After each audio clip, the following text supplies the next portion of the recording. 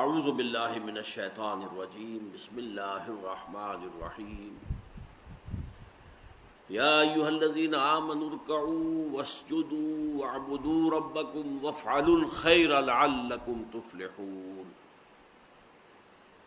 وقال عز وجل كما ورد في سورة البقرة: ليس البر أن تولوا وجوهكم قبل المشرق والمغرب ولكن البر من آمن بالله واليوم الآخر والملائكة والكتاب والنبيين وآتى المال على حبه ذوي القربى واليتامى والمساكين وابن السبيل والسائلين وفي الرقاب وأقام الصلاة وآتى الزكاة والموفون بعهدهم إذا عاهدوا والصابرين في البأساء والضراء وحين البأس أولئك الذين صدقوا وأولئك هم المتقون. صدق اللہ العظیم. وقال النبی صلی اللہ علیہ وسلم: خیر الناس من ينفع الناس. وقال صلی اللہ علیہ وسلم: الخلق عیال اللہ، او کما قال صلی اللہ علیہ وسلم. رب اشرح لی صدری ویسر لی امری واحلل عقدۃ من لسانی یفقہوا قولی. اللہم ربنا الہمنا رشدنا واعذنا من شرور انفسنا. اللہم ارنا الحق حقا وارزقنا اتباعہ وارنا الباطل باطلا وارزقنا اجتنابہ. آمین یا رب العالمین. سب سے پہلے میں ڈاکٹر رخشندہ توحید صاحبہ اور ان کے شوہر میجر ریٹائرڈ محمد ایوب میاں صاحب کو مبارکباد دیتا ہوں کہ انہوں نے اپنی بعض خوشیوں کو سیلیبریٹ کرنے کے لیے بجائے اس کے کہ دنیا میں جو رواجی قسم کی تقریبات منعقد ہوتی ہیں، ایک ایسی تقریب کے انعقاد کا فیصلہ کیا کہ جس سے علمی، فکری اور روحانی غذا حاصل ہو. اس کے بعد مناسب ہے کہ میں پہلے ہی عرض کر دوں کہ چند دنوں سے میری طبیعت ٹھیک نہیں ہے. مسلسل لو گریڈ ٹیمپریچر چل رہا ہے. اگرچہ لو گریڈ ہے لیکن یہ کہ اس نے مجھے توڑ کے رکھ دیا ہے. تو ہو سکتا ہے، اندیشہ ہے کہ میں آج جتنی ان دونوں کی توقع ہے اتنے جوش و خروش کے ساتھ کوئی خدمت سر انجام نہ دے سکوں. بہرحال ان کا جو ذوق و شوق ہے اس کے پیش نظر میں اپنی انتہائی کوشش کروں گا. دیکھیے، جہاں تک خدمت خلق کا تعلق ہے، اس کا ایک کانسیپٹ وہ ہے کہ جو آفاقی ہے، پوری دنیا میں پایا جاتا ہے. کسی مذہب کے ساتھ خاص نہیں ہے، کسی قوم کے ساتھ خاص نہیں ہے، کسی ملک کے ساتھ خاص نہیں ہے، کسی طبقے کے ساتھ خاص نہیں ہے. Human level, basic human morality. Hindu ہوں، سکھ ہوں، پارسی ہوں، عیسائی ہوں، مسلمان ہوں، سب کے سب، مشرق کے ہوں، مغرب کے ہوں، شمال کے ہوں، جنوب کے ہوں، سب کے نزدیک متفق علیہ ہے خدمت خلق، کہ بھوکے کو کھانا کھلایا جائے، پیاسوں کے لیے پانی کا بندوبست کیا جائے، سبیلیں لگائی جائیں، کنویں کھودے جائیں، بیماروں کی دوا دارو کا اہتمام کیا جائے، ان کے علاج معالجے کا انتظام کیا جائے، ان کی عیادت کی جائے، ان کو بیک اپ کیا جائے، ان کی دلجوئی کی جائے، یتیموں کی سرپرستی کی جائے، ان کی تربیت کا، ان کی تعلیم کا بندوبست ہو، یتیم خانے کھولے جائیں تاکہ وہ بھی دوسرے اور جو بچے ہیں والدین کا سایہ جن کے سروں پر ہے، انہی کی طریقے سے وہ بھی ملک اور قوم کے اچھے شہری بننے کے قابل ہو جائیں. بیواؤں کے لیے کوئی ایسا امدادی کار ہو. پھر مسافروں کے لیے، کسی زمانے میں مسافر خانے ہوتے تھے، یہ دھرم شالائیں ہوتی تھیں ہندوؤں کے ہاں. یہ بڑے پن کے کام تھے، بڑے ثواب کے کام سمجھے جاتے تھے کہ مسافر وہاں آئے، ٹھہرے، دال روٹی بھی کھائے اور اس سے اس کے اوپر کوئی چارج نہ ہو، کوئی اس سے پیسے نہ لیے جائیں. یہ کام بھی ہوتے تھے. یہ سارے کام وہ ہیں کہ جیسا کہ میں نے عرض کیا کہ یہ یونیورسل ہیں، گلوبل ہیں. ہر قوم میں، ہر مذہب میں ان کا تصور موجود ہے. کم و بیش کسی کے ہاں اس پر زیادہ ایمفیسس ہے، کسی کے ہاں قدر کم ہوگا، لیکن یہ بیسک ہیومن مورلز اور بیسک ہیومن موریلٹی سے متعلق مسئلہ ہے۔ اسلام بھی اس میں پورے طور پر شریک ہے، بلکہ اسلام نے اس سلسلے میں جو تصورات دیے ہیں ان کے اندر ایک اضافی شان پیدا ہوتی ہے۔ میں نے ابھی آپ کو 2 حدیثیں سنائی ہیں۔ حضور نے فرمایا خیر الناس من ينفع الناس، لوگوں میں سے بہترین لوگ وہ ہیں جو لوگوں کو فائدہ پہنچائیں۔ یہ خدمت خلق کے لیے بہت ہی بنیادی یوں سمجھیے کہ ایک ایکسیم، خیر الناس من ينفع الناس۔ اسی طریقے سے دوسری حدیث میں نے آپ کو سنائی، بڑا پیارا انداز ہے، الخلق عیال اللہ، یہ تمام مخلوقات جو ہیں اللہ کے کنبے کے مانند ہیں۔ ظاہر بات ہے کہ اگر کسی کو اللہ سے محبت ہے تو اس کے کنبے سے بھی تو محبت ہوگی، یہ ایک فطری بات ہے۔ تو الخلق عیال اللہ، تمام مخلوقات جو ہیں وہ اللہ کے کنبے کے مانند ہیں، تو ان کے ساتھ محبت کرنا، ان کے ساتھ خلوص، ان کی دلجوئی، ان کی خدمت کرنا، یہ گویا کہ اس کا ایک منطقی تقاضا ہے، لازمی تقاضا ہے۔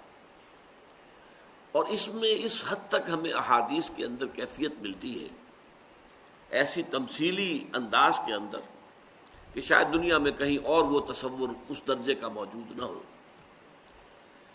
کہ اللہ تعالیٰ فرماتے ہیں کہ قیامت کے دن وہ اپنے کسی بندے سے شکوہ کریں گے، اے میرے بندے، میں بھوکا تھا، میں نے تجھ سے کھانا مانگا، تو نے مجھے کھانا نہیں دیا۔ وہ بندہ کہے گا اللہ تو اس سے پاک ہے، اعلیٰ ہے، برتر ہے، کہ تجھے بھوک لگے، تجھے کھانے کی ضرورت ہو۔ اللہ فرمائے گا دیکھو میرے فلاں بندے نے تم سے، وہ بھوکا تھا، تم سے کھانا مانگا تھا، تم نے نہیں دیا، وہ میں ہی تو تھا، جب وہ میرے کنبے کا تھا، الخلق عیال اللہ، تو گویا کہ میں ہی تھا۔ اس سے بھی آگے اللہ شکوہ کرے گا کہ اے میرے بندے میں ننگا تھا، میں نے چاہا کہ تو میرا تن ڈھانپ دے، تو نے نہیں ڈھانپا۔ وہ کہے گا معاذ اللہ معاذ اللہ معاذ اللہ، اللہ اے اللہ تو اس سے بہت بلند ہے، بالا ہے کہ تجھے کوئی اوریانی لاحق ہو۔ اللہ فرمائے گا میرا فلاں بندہ جس کے پاس تن ڈھانپنے کو کپڑا نہیں تھا، اس نے تجھ سے سوال کیا تھا، وہ میں ہی تو تھا۔ یعنی سائل کی آستین سے جو ہاتھ نکل رہا ہے اسے سائل کا ہاتھ نہ سمجھو، اللہ کا ہاتھ سمجھو۔ تو اس سے اونچا تو کوئی تصور ممکن ہی نہیں ہے۔ اس اعتبار سے میں جو آیات میں نے آپ کو پڑھ کر سنائی ہیں ان کے حوالے سے تھوڑی سی وضاحت کرنا چاہتا ہوں کہ اس طرز کی خدمت خلق کا معاملہ جو ہے اس کا ہمارے دین میں کیا مقام ہے۔ سورہ حج کی لاسٹ بٹ 1 آیت ہے، یا ایھا الذین آمنوا ارکعوا واسجدوا واعبدوا ربکم وافعلوا الخیر لعلکم تفلحون۔ اے ایمان کے دعوے دارو، رکوع کیا کرو اللہ کی جناب میں، سجدہ کیا کرو اللہ کی جناب میں، اللہ کی پرستش کرو، اس کی اطاعت کرو اور اچھے کام کرو تاکہ تم فلاح پاؤ۔ اب یہاں سوال پیدا ہوتا ہے، رکوع و سجود میں جو ریچولز ہیں ورشپ کے، موڈز آف ورشپ، وہ آ گئے، اور عبادت کا لفظ انتہائی جامع ہے۔ پوری زندگی میں ہر اعتبار سے اللہ کے احکام کی اطاعت کرنا اس کا لازمی جز ہے۔ جب یہ ساری چیزیں کور ہو گئی تو وفعل الخیر سے کیا مراد ہے؟ پھر کون سا خیر باقی رہ گیا جس کے لیے یہ اضافی الفاظ آئے کہ وفعل الخیر لعلکم تفلحون، کہ تم خیر کے کام کرو، بھلے کام کرو تاکہ تم فلاح پاؤ۔ تو اس سے یہی معلوم ہوتا ہے کہ یہ ہے خدمت خلق، خیر الناس من ينفع الناس۔ اس لیے کہ دیکھیے، ایک تو یہ ہے کہ عبادت کا تقاضا یہ ہے کہ آپ زکوٰۃ ادا کر دیں، آپ کے مال میں جتنی زکوٰۃ بنتی تھی وہ آپ نے دے دی، عبادت کا اور اطاعت کا حق تو ادا ہو گیا۔ اب اس سے زیادہ مال خرچ کرنا غریبوں کے لیے، مسکینوں کے لیے، بیواؤں کے لیے، بھوکوں کے لیے، حاجت مندوں کے لیے، یہ گویا کہ اب کار خیر شمار ہوگا۔ وافعلوا الخیر لعلکم تفلحون، اور بھلے کام کرو، نیک کام کرو تاکہ تم فلاح پاؤ۔ اسی کی تائید ہوتی ہے آیت البر سے، جو قاری صاحب نے بھی آپ کو سنائی۔ ایک لفظ ان سے چھوٹ گیا تھا قرات کرتے ہوئے، والملائکہ، لیکن یہ ہے کہ یہ آیت مبارکہ بڑی عظیم آیات میں سے ہے قرآن حکیم کی۔ ویسے بھی لمبی آیت ہے، یہ پوری ایک آیت تھی جو انہوں نے بھی پڑھی تھی، پھر میں نے بھی اس کی تلاوت کی ہے۔ اور یہ قرآن مجید کی مفہوم کے اعتبار سے، معانی کے اعتبار سے عظیم ترین آیات میں سے۔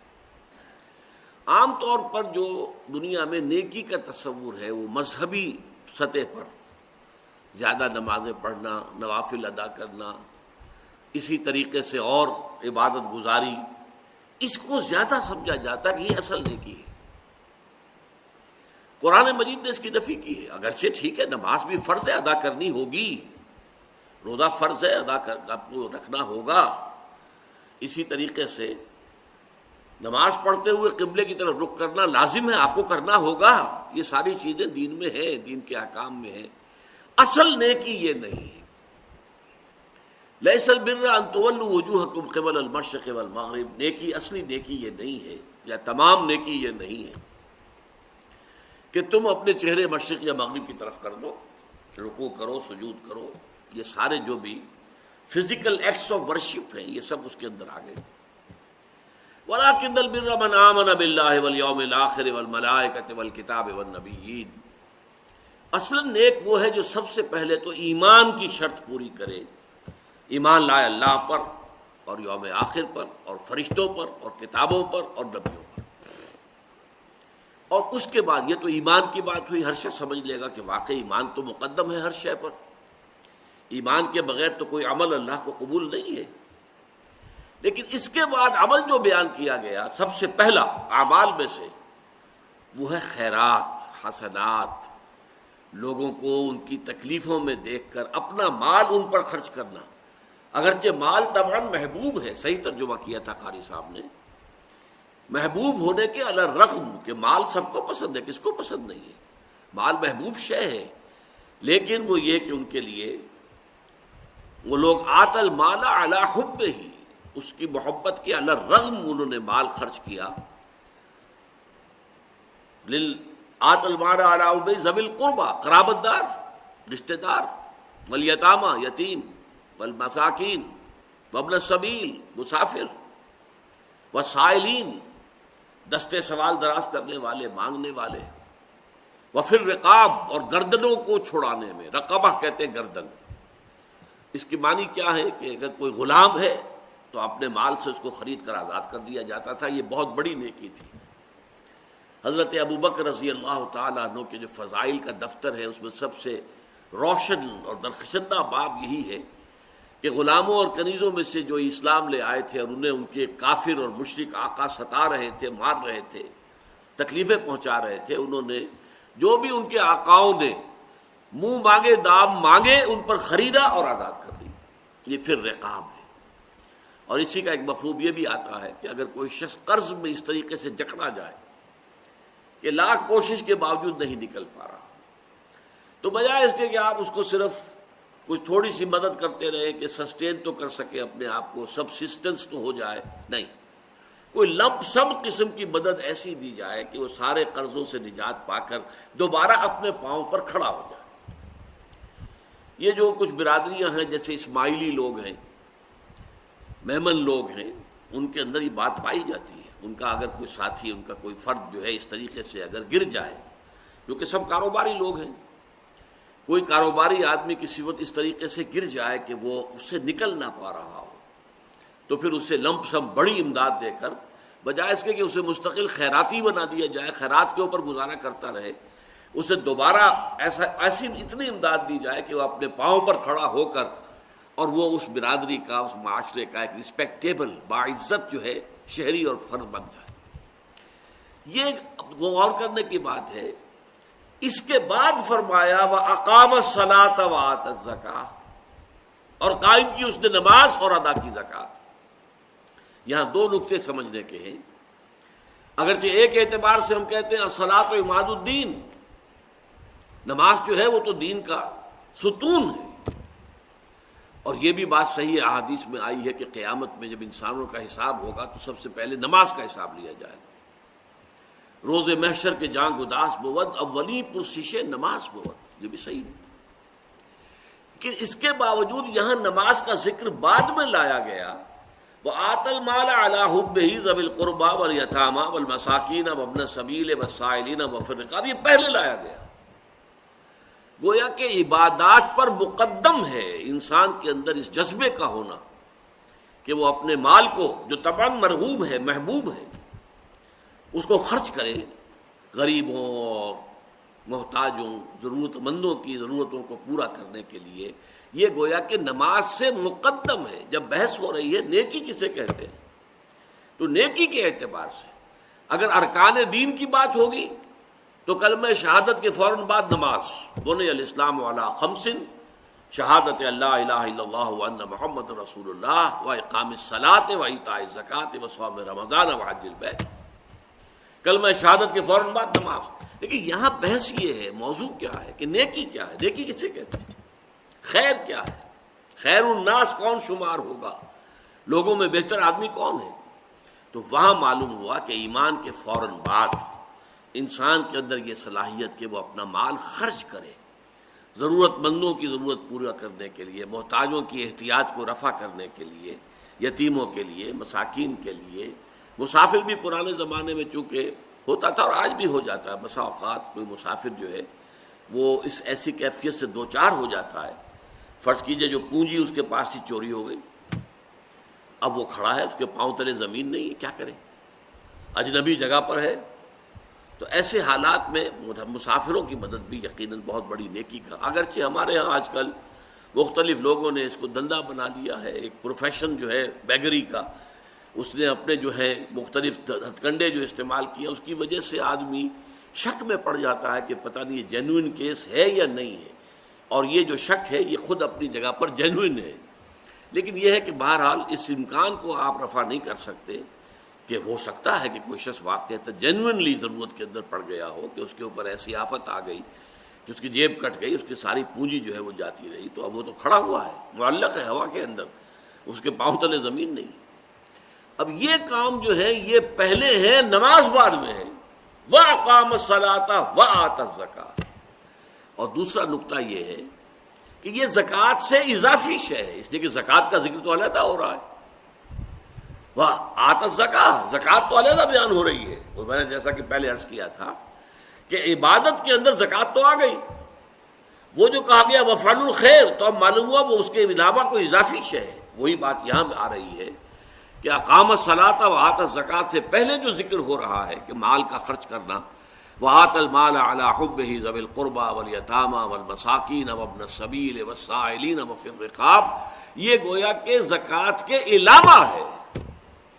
یہ نقطہ بہت کم لوگ جو مذہبی مزاج کے لوگ ہیں ان کے ذہنوں میں یہ نقطہ واضح نہیں ہے، حالانکہ حضور کی ایک کلیئر حدیث ہے، ان فی المال لحقا سوی الزکاۃ، مال میں تمہارے جو حق ہے اللہ کا وہ زکوٰۃ کے علاوہ بھی ہے۔ یہ نہ سمجھو زکوٰۃ دے دی تو سارا حق ادا ہو گیا، نہیں، ان فی المال لحقا سوی الزکاۃ۔ اور پھر آپ نے یہی آیت پڑھی، لیس البر ان تولوا وجوہکم قبل المشرق والمغرب ولکن البر من آمن باللہ والیوم الآخر والملائکۃ والکتاب والنبیین وآتی المال علی حبہ ذوی القربى والیتامى والمساکین وابن السبیل والسائلین وفی الرقاب واقام الصلاۃ وآتی الزکاۃ۔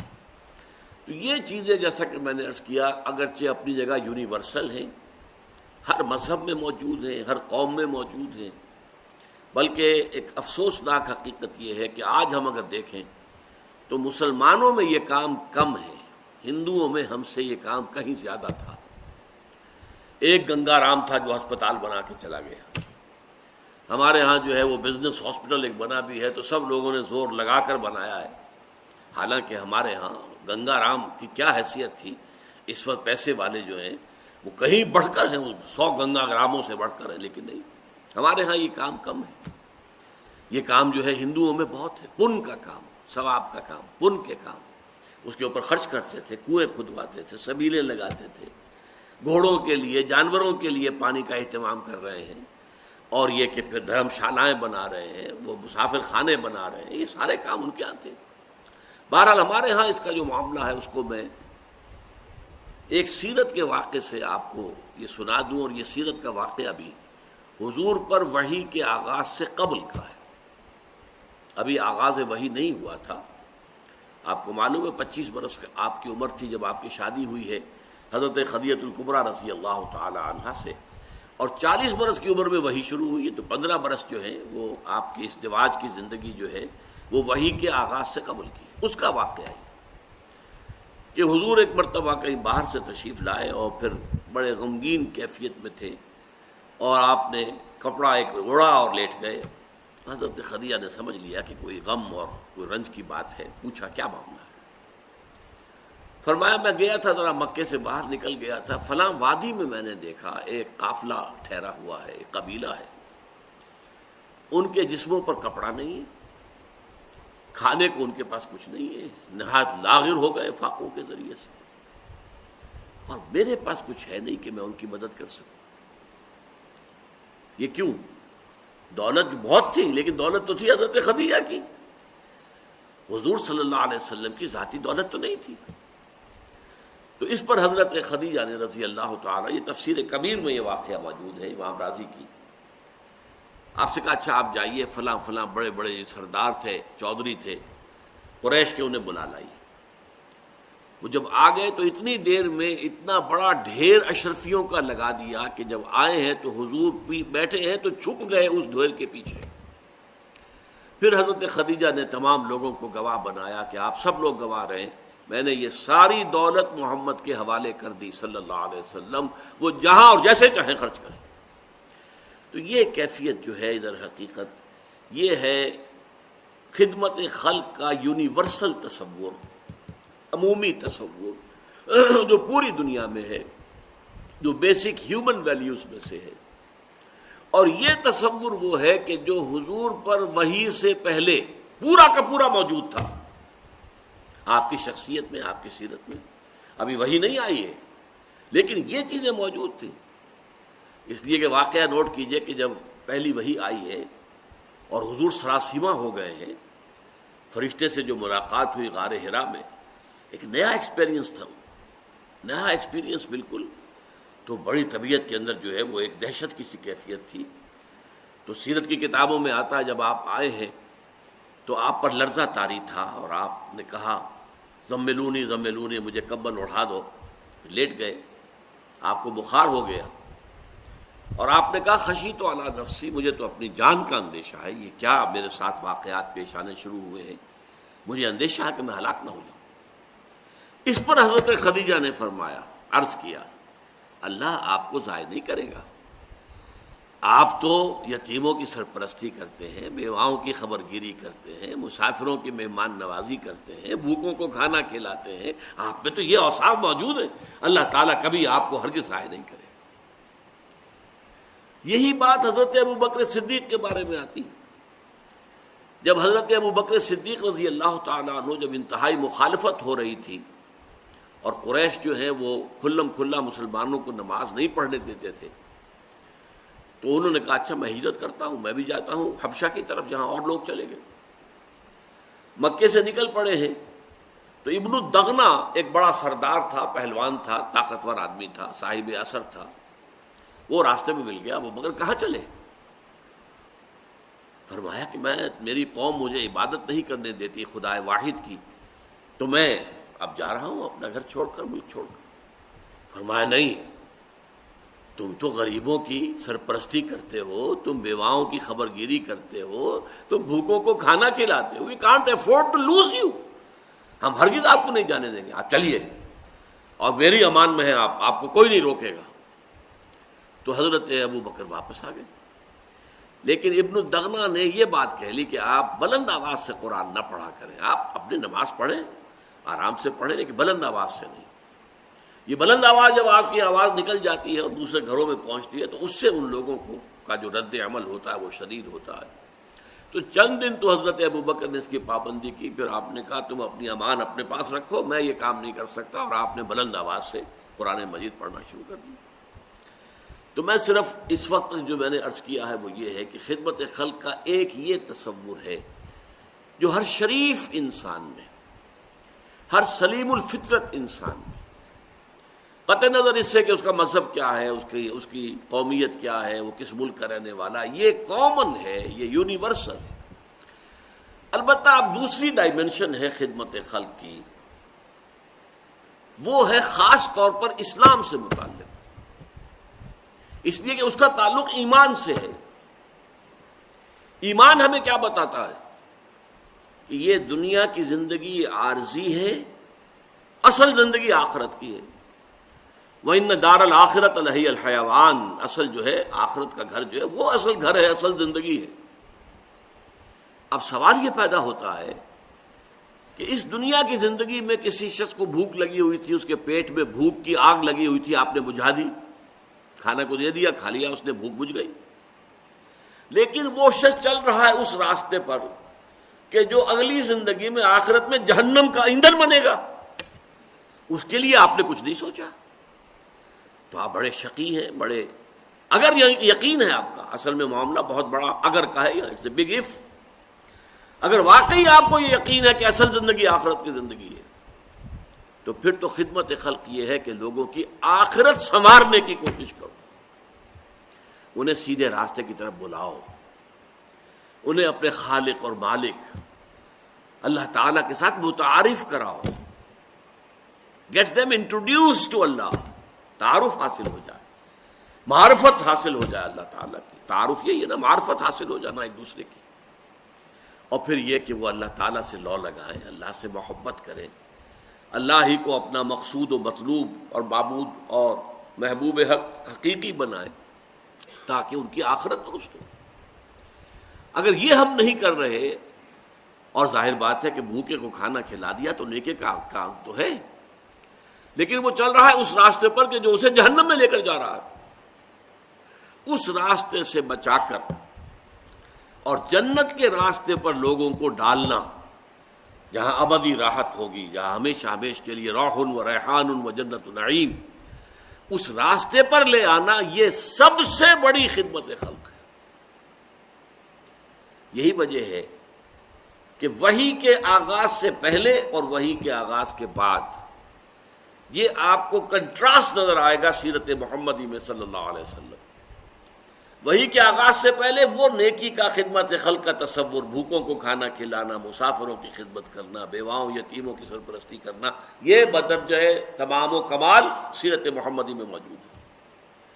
لیکن جیسے ہی وحی شروع ہو گئی اور یہ حقیقت منکشف ہو گئی کہ اصل زندگی تو وہ ہے، یہ تو عارضی ہے، 20 سال 30 سال 40 سال 50 سال ختم ہو جانی ہے، آج نہیں تو کل، کل نہیں تو پرسوں۔ کوئی شخص اگر جھگی میں رہ رہا ہے اس کو بھی موت آنی ہے، اور کوئی شخص محل میں رہ رہا ہے اس کو بھی موت آنی ہے۔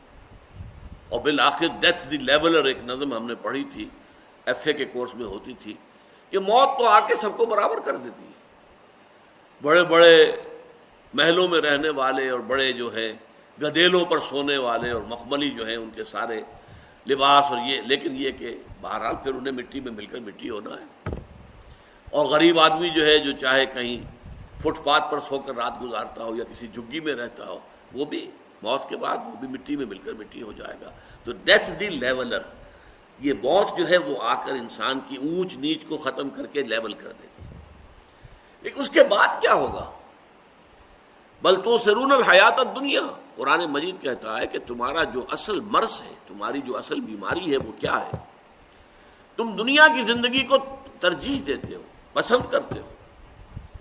والآخرۃ خیر وابقیٰ، جبکہ آخرت کی زندگی جو ہے وہ بہت بہتر ہے اور باقی رہنے والی ہے، یہ ختم ہونے والی وہ باقی رہنے والی۔ تو ظاہر بات ہے کہ فائنائٹ اور انفائنائٹ کے درمیان کوئی ریشیو پروپورشن ممکن ہی نہیں، وہ انفائنائٹ ہے۔ خالدین فیہا ابدا، ہمیشہ ہمیشہ کے لیے۔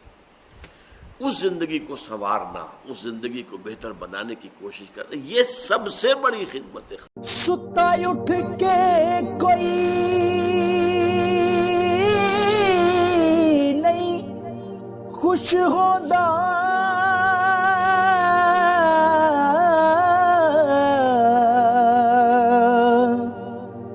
بڑے ستے جگا کے میں ویکھیا